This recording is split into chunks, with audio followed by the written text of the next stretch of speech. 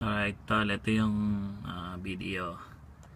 Ito yung sinasabi ko sa yung drive shop na nakakonekta dito sa transfer case. Ito yung transfer case. Ito makikita mo. Ayan.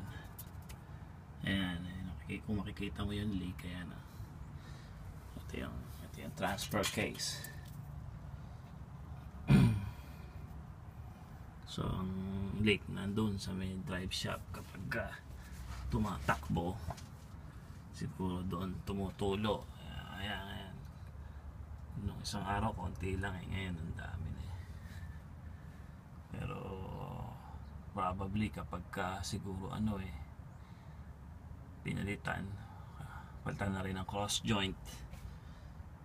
Pero yung kabila naman, yung kabilang drive, wala namang problema Ito yung sa kabila, wala naman tong leak.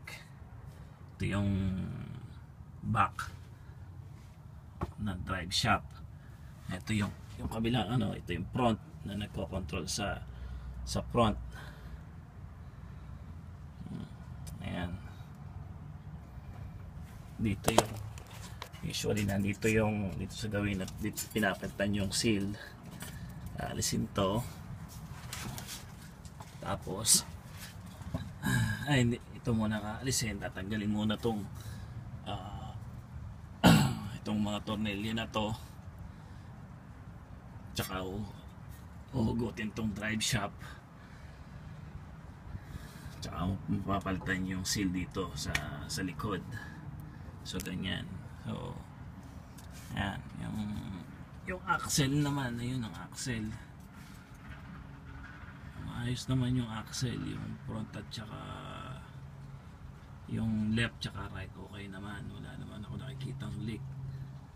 So sa tingin ko dito nanggagaling sa transfer case yung ingay, dahil nag-create ngayon lang nangyari tong hindi ko lang nakita tong leak na to sa drive shop nagsimula akong magtingin mula noong narinig ko yung